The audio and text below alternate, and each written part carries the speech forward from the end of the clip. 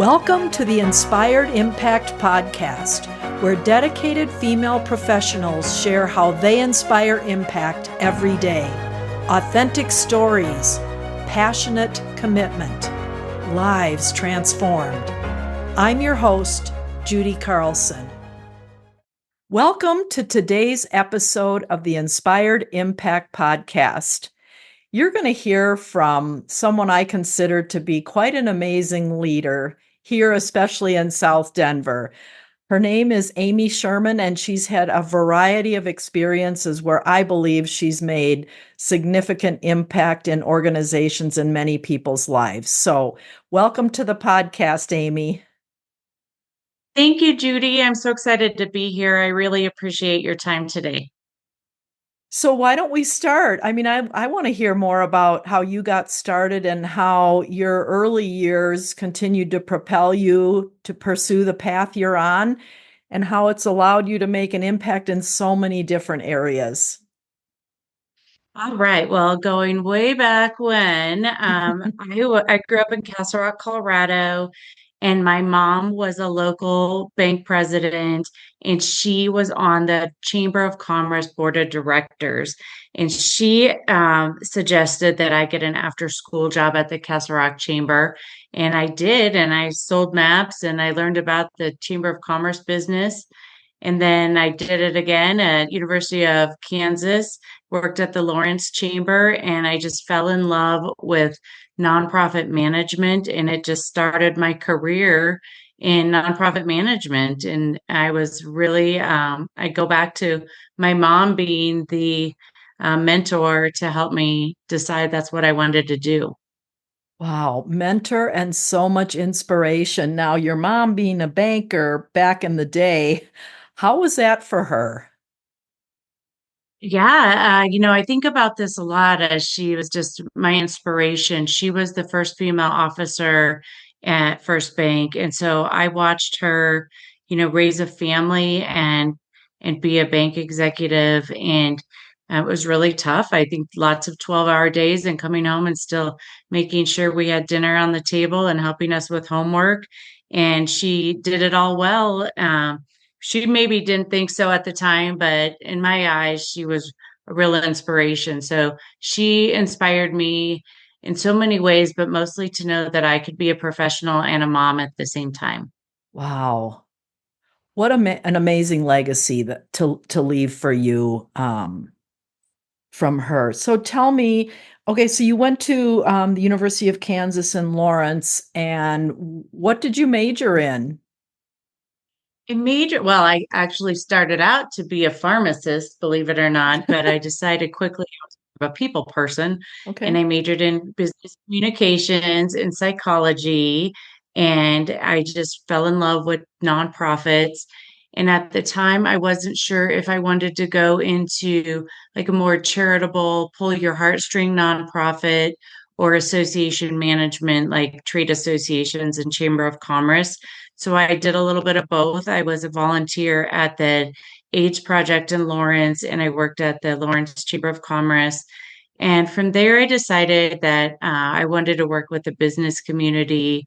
And so I went on after college to the Longmont Chamber of Commerce and came back to Colorado and then went from there. Wow, so you started at the Longmont Chamber of Commerce because when our lives intersected, you were the CEO of the Northwest Douglas County Chamber of Commerce. So tell me how your journey moved you through to that position. Sure. So, loved Longmont Chamber. And then my husband and I decided to get married and we wanted to move back to Douglas County. And so we moved south.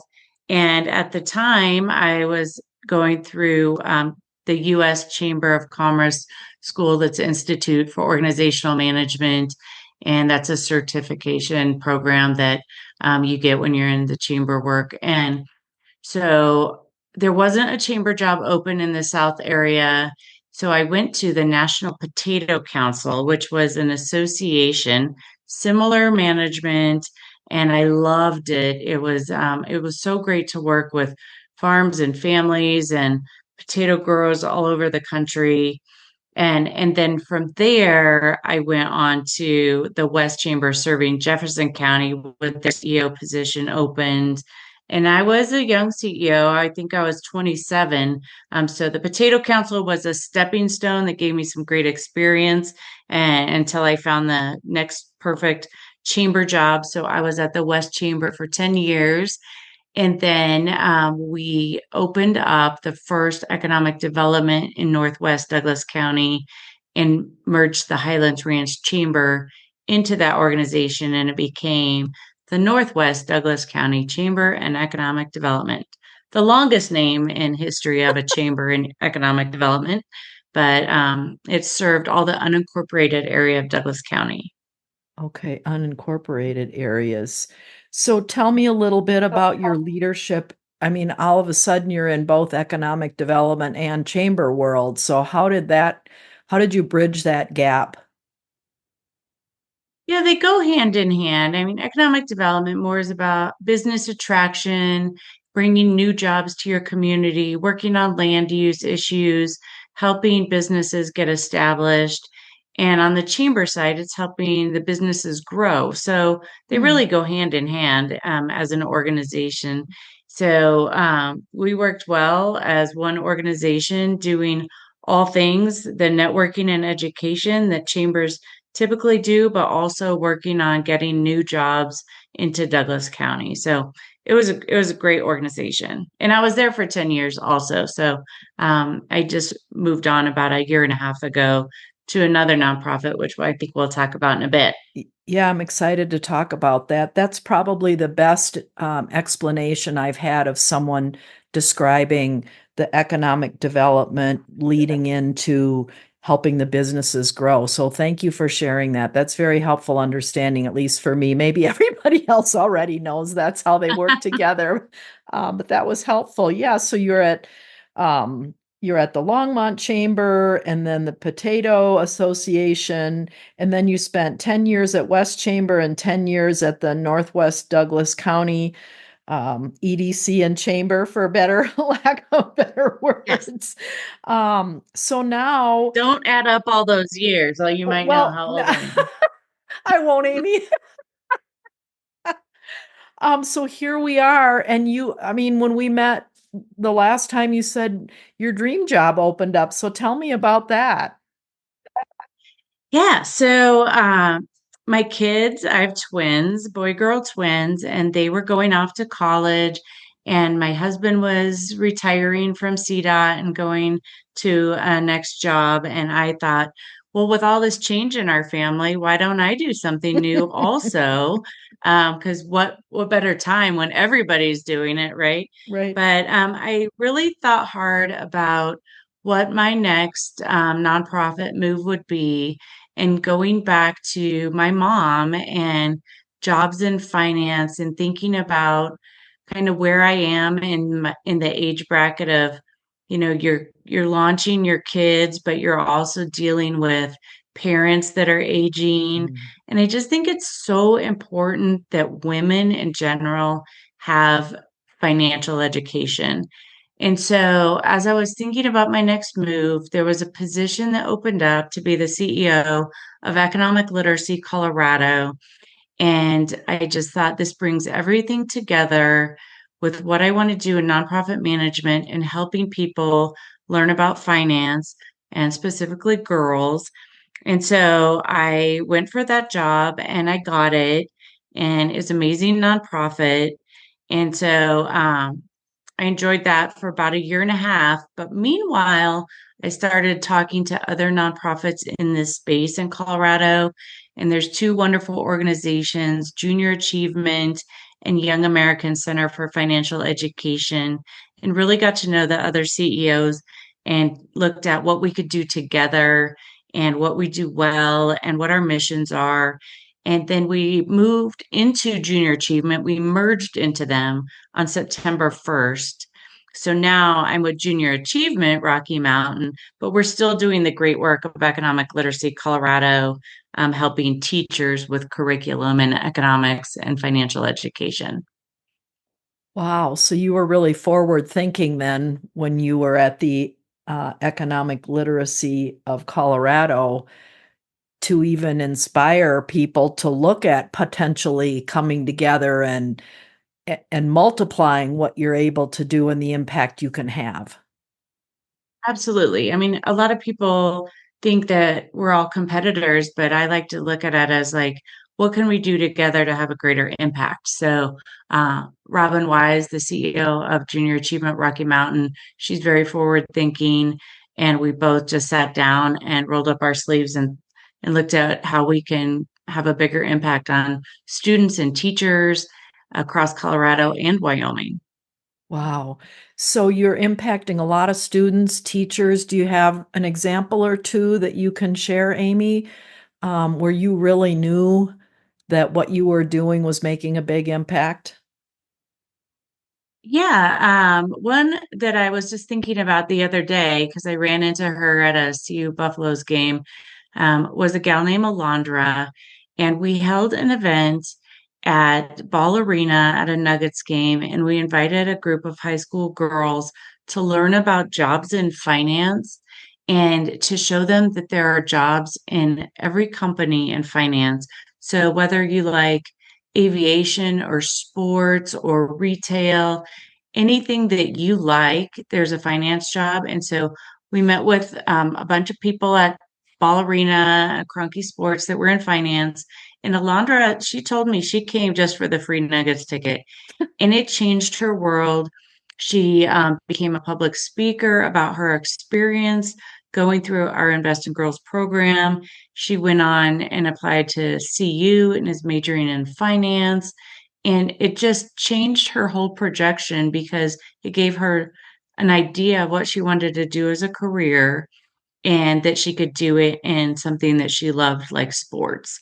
So I just ran into her recently at a game, and I'm just really proud of her for what she's done. And there are many examples like that where we've had students come through one of our experiential programs, and they'll say, like, this really gave me clarity on what I can do and all the options in career pathways for me. So there's many more Alondras out there, but she's just a Mhm. special girl to me. Wow. Yeah, I think back to those interest tests that we take in high school, and they're fairly one-dimensional, and they give you one option, and then where do you go from there with that information as a high school student? Whereas what you're talking about is broad and wide and so inclusive of all the options. Oh yeah, and the Dream Accelerator at the Junior Achievement Rocky Mountain Free Enterprise Center and the Tech Center is one of a kind. And Mm. we have students come through all the time, and they take all these kind of they do these skills building experiences with their devices, and then they go through all these different entrepreneurial ideas and learned so much about career pathways. And we have this mural on the wall with all the industries in Colorado. And we are helping kids kind of determine what they're good at, what they love to do, what is available in Colorado. There's just amazing experiences kids have now to prepare for careers that I didn't have when I was growing up. Right. How do kids get involved, Amy? Well, the Junior Achievement Rocky Mountain programs, we're in classroom, we're out of classroom, and we have field trips for our finance parks in Thornton and in the tech center for kids. And the Dream Accelerator is just so one of a kind. And they're free resources for all school districts, for homeschool, online school, charter school, magnet school. Every student in Colorado and Wyoming has access to our finance park and Dream Accelerator, and they're free. Oh. So does a student then in high school learn about it through the school, the counseling program there, or teachers introduce it, or they need to be in some type of a certain class, or how do they know it's available? That's a great question. In Colorado, students are not required to take a financial education class to graduate yet. That's one of my big goals is to pass a graduation requirement for kids in Colorado.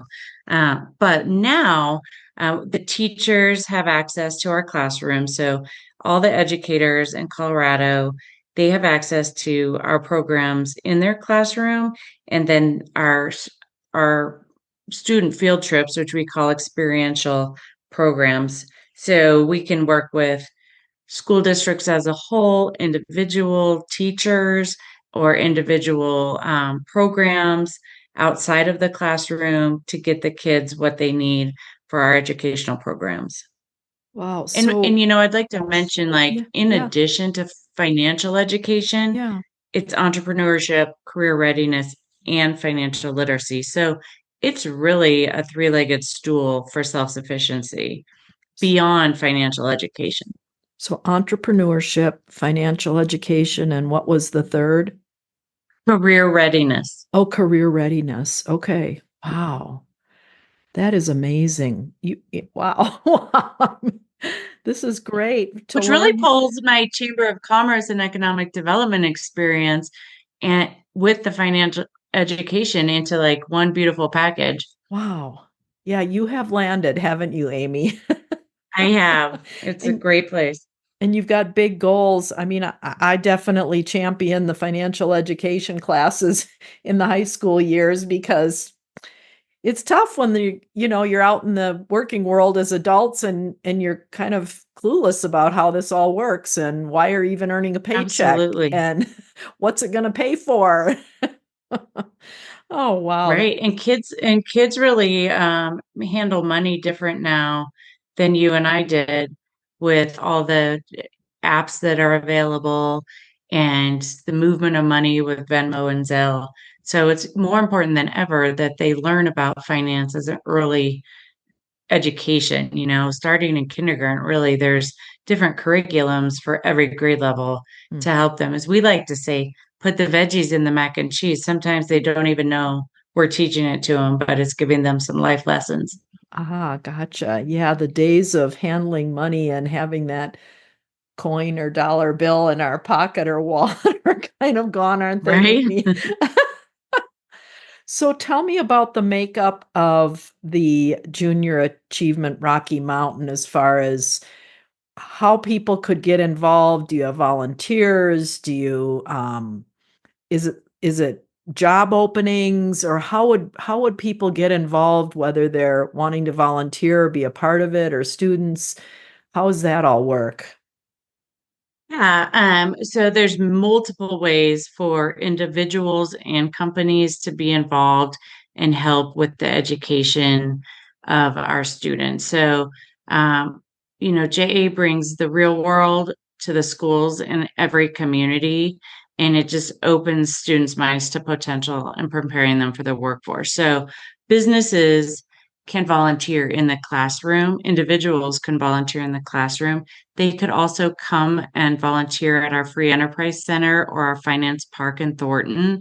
And we give them training to do that. So they spend about an hour learning what they're going to do that day. It's usually from like 9:30 to 2, what a typical school day would look like for students.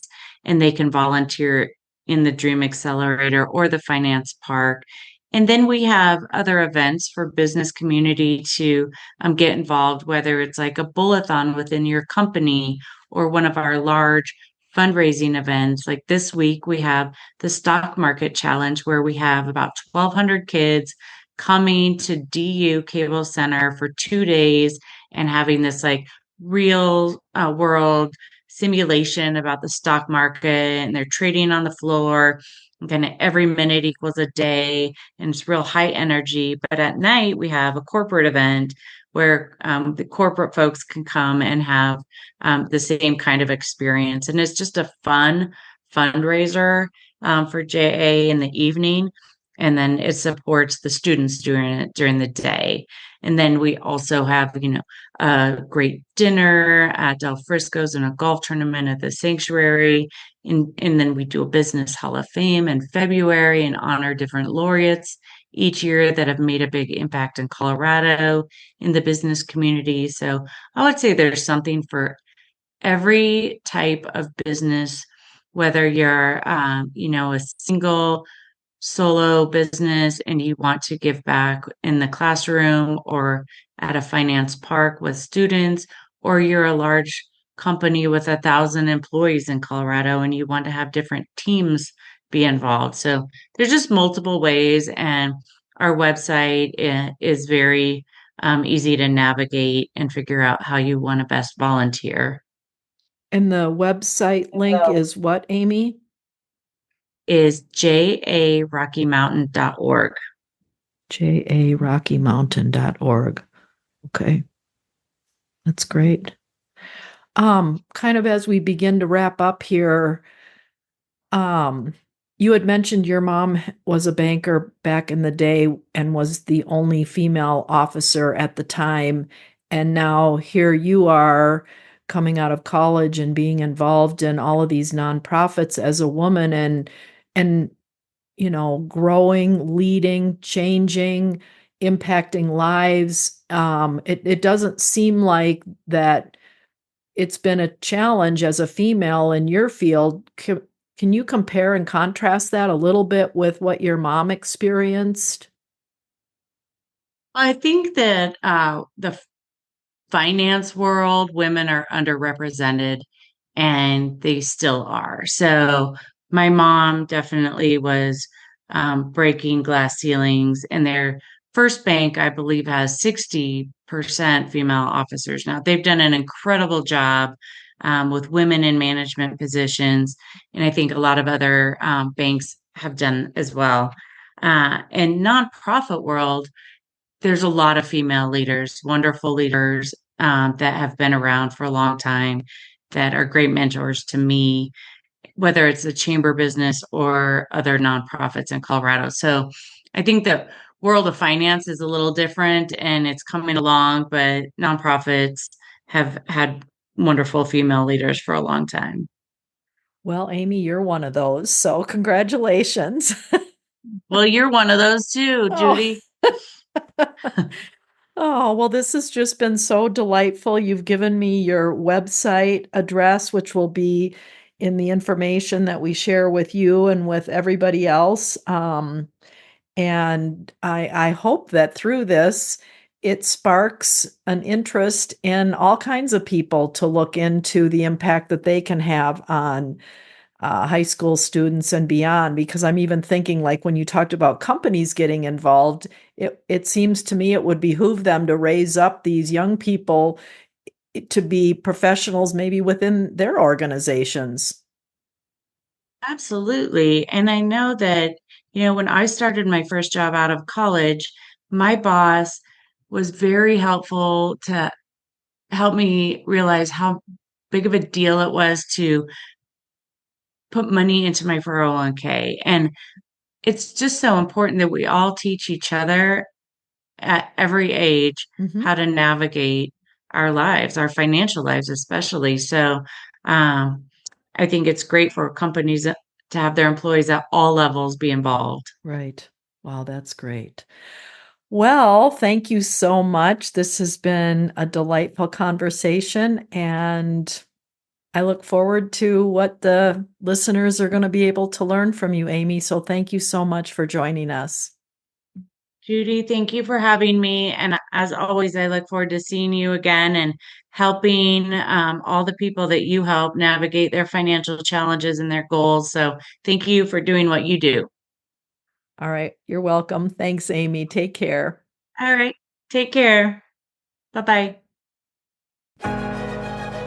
Thanks so much for joining us for the Inspired Impact podcast.